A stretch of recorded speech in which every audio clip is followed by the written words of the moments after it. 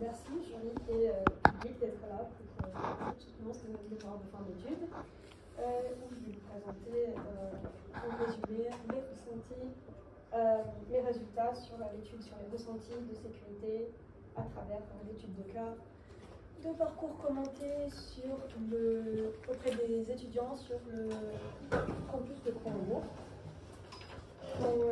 Par un plan assez classique avec une première partie qui faisait dans la mémoire qui faisait partie de l'état de l'art, une méthodologie de recherche et avant de conclure des résultats et des recommandations.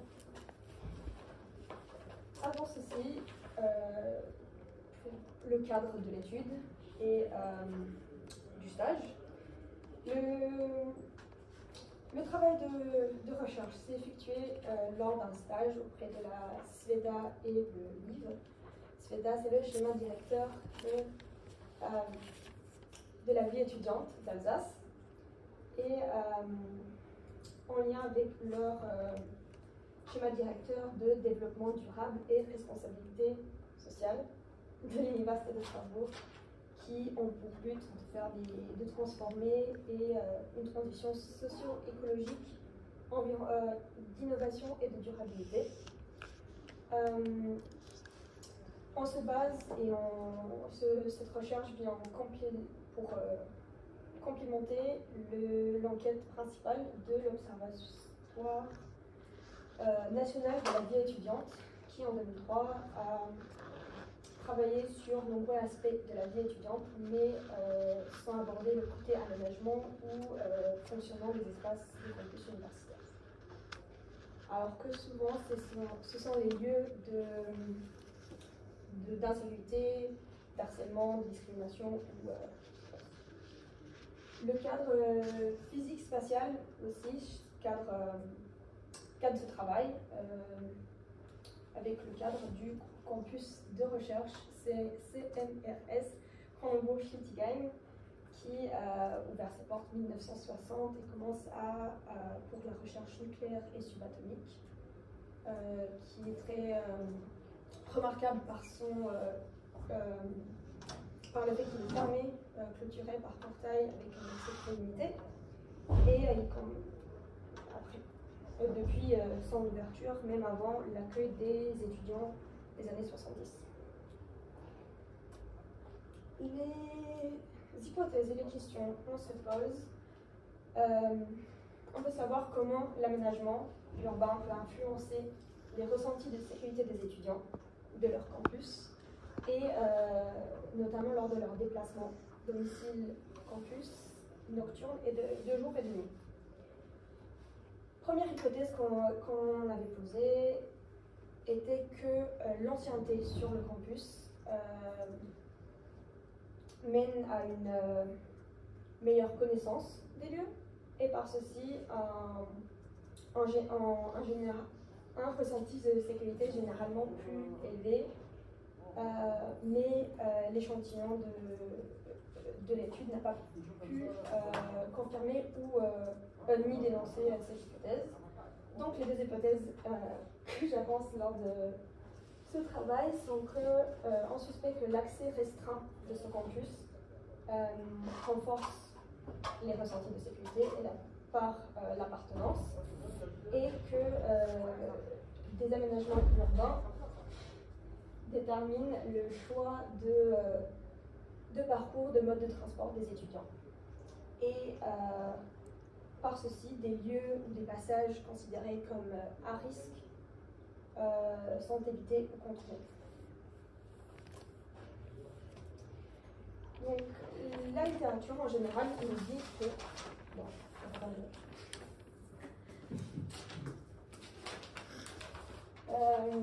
que le bien-être est fortement dépendant de notre environnement et de notre entourage au quotidien. Et notre bien-être peut être séparé en trois parties clés de nous-mêmes, de caractéristiques personnelles, génétiques et sociales, c'est-à-dire notre vécu, notre expérience de vie, nos habitudes, Et sur ceci, on ajoute l'effet du groupe qui agit sur comment on vit un espace. C'est-à-dire que face à une même situation, si on est seul ou si on est en contexte social, nos ressentis ou réactions peuvent être différents. L'environnement construit, bâti, dans notre cas, ce sont les bâtiments de recherche, les bâtiments de cours, les infrastructures de mobilité, de stationnement, les espaces verts, le mobilier urbain, l'éclairage et les installations sportives. Et le côté de l'éclairage va revenir le long de ces études.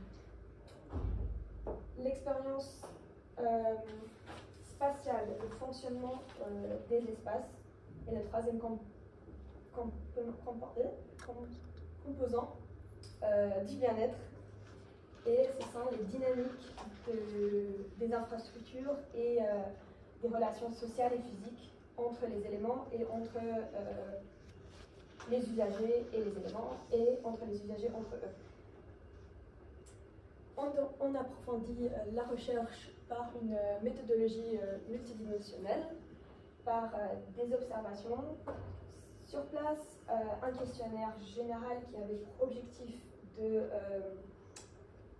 repérer les bénévoles pour les parcours commentés et les enquêtes et les entretiens, et également avoir des résultats plus généraux en plus grand nombre, et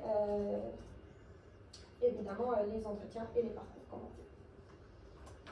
Les observations nous ont permis ont été effectuées sur différentes périodes sur quelques mois, avec différentes conditions météorologiques et différents moments de la journée.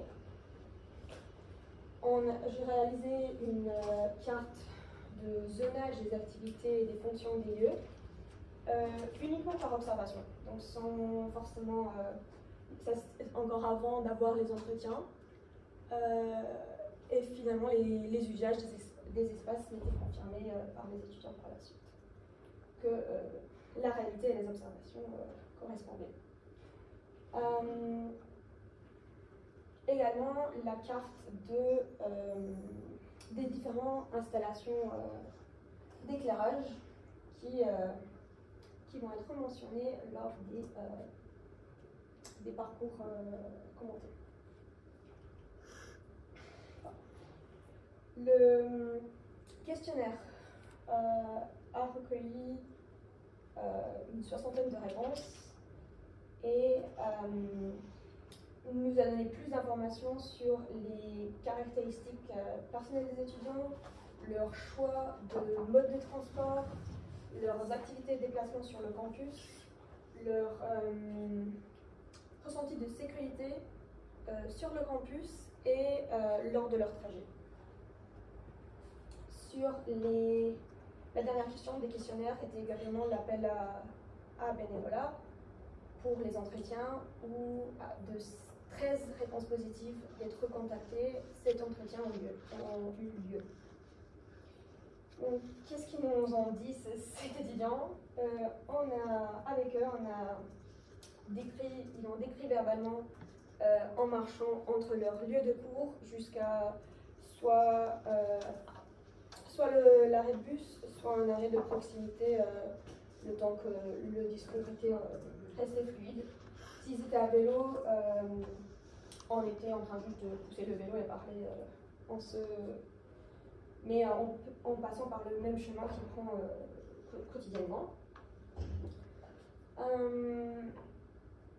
Cette méthode a permis de capturer sur une temporalité réelle des expériences et des éléments subjectifs à chacun de leur ressenti directement sur le lieu, qui permet grâce à l'observation des lieux, y penser à des choses que si c'est uniquement un entretien écrit, on peut facilement oublier ou ne pas penser à mentionner.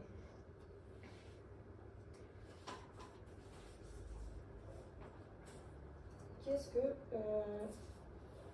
toute cette méthodologie nous a permis pas de conclure, mais d'en savoir sur les effets des aménagements. Donc,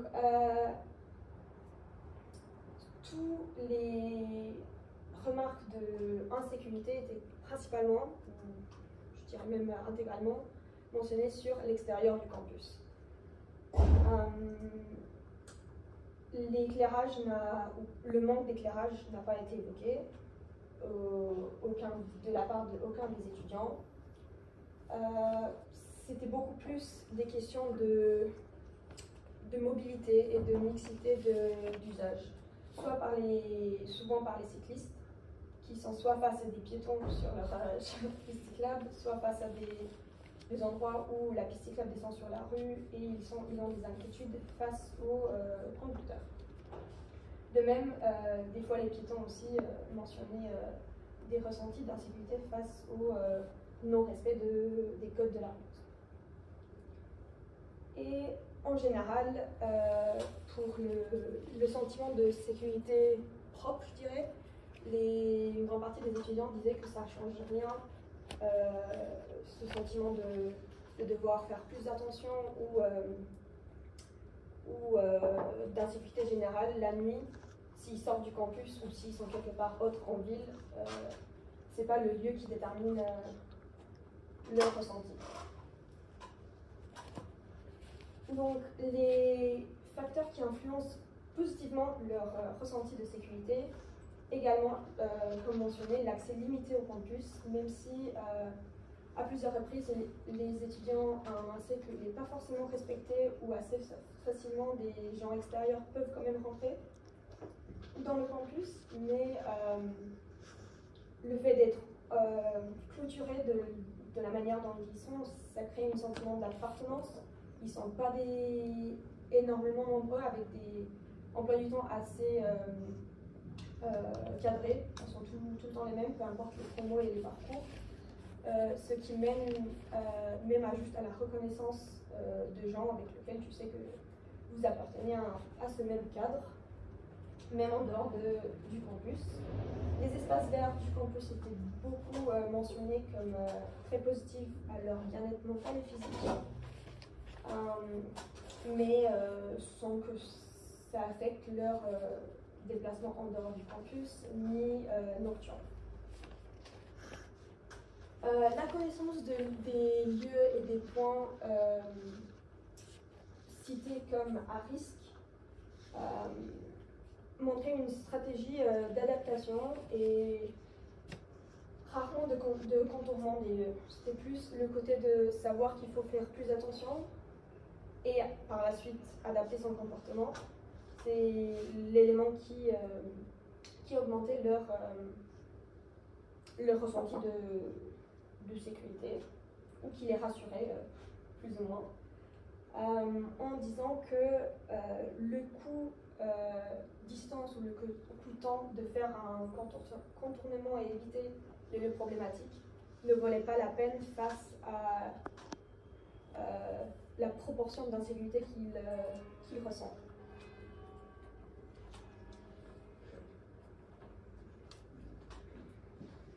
Les recommandations. En général, maintenir ce qui était mentionné comme valorisant au bien-être des étudiants devrait être maintenu, ou même sur leur campus, il est assez vert et assez aménagé. Je ne suis pas sûre qu'il y a beaucoup d'options de le faire évoluer, mais le maintenir, ça serait l'élément clé dans ce cas. Une sensibilisation face à la sécurité de déplacement piétons et cyclables. Est-ce que ça serait des questions de visibilité nocturne ou des éléments de maintien du matériel, des vélos? Ça serait envisageable, encore plus que sur des entretiens des élèves qui venaient à vélo ont cité que leur choix de parcours des fois dépend plus de l'état de leur vélo que autres facteurs de leur environnement. Et une question en général, je ne sais pas si pour tout ce qui est les lieux à risque, les points à éviter, de la point de vue de l'université ou des structures académiques, je ne pense pas qu'il y a des actions qui peuvent être envisagées, mais peut-être un travail avec la ville ou la DT locale ou autre peut être intéressant. Les limites des études, c'est l'échantillonnage, avec une absence des étudiants de l'IUT, alors qu'ils utilisent aussi le campus, ils sont en dehors de la partie fermée, mais en journée, ils l'utilisent. Et je pense que aussi tout ce qui est déplacement dans le quartier, il aurait pu avoir différents points de vue, avec le côté de devoir soit contourner tout cet grand espace clôturé ou avec leur accessibilité en transport un peu plus limitée que de côté entrée principale du campus. La temporalité des parcours commentés, on n'a pas pu les effectuer dans le noir, comme on aurait bien aimé, par raison de déjà ils étaient très peu et ça aurait été compliqué de leur demander de rester tard au printemps, attendre la nuit de tomber pour les faire, donc on faisait direct après leur fin de cours. Et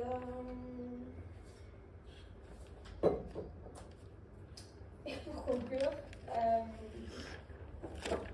ce mémoire révèle que les aménagements urbains peuvent influencer significativement les ressentis de sécurité et de bien-être chez les étudiants, mais ce n'est pas le facteur unique.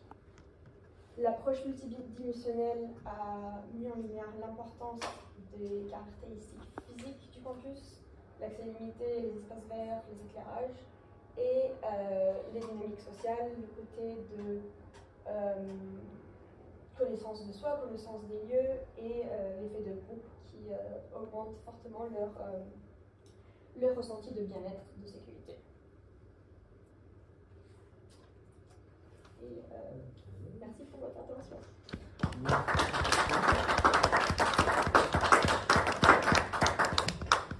Merci beaucoup Anna-Maria pour votre présentation. Alors j'aimerais vraiment vous féliciter pour la qualité de votre expression orale. Je pense que beaucoup de personnes qui sont présentes dans la salle savent que vous ne vous êtes pas exprimé dans votre langue maternelle. Et donc vraiment, on voit bien comment vous avez progressé. On comprend, c'est clair, hein, ce que vous dites, on comprend. Parfois vous cherchez vos mots, mais c'est tout à fait logique et normal. Donc vraiment, toutes les félicitations pour ce grand effort et votre qualité d'expression en français. Alors si je me mets plus sur le point de vue de votre support de présentation, je pense que vous auriez pu l'étoffer un peu. Donc,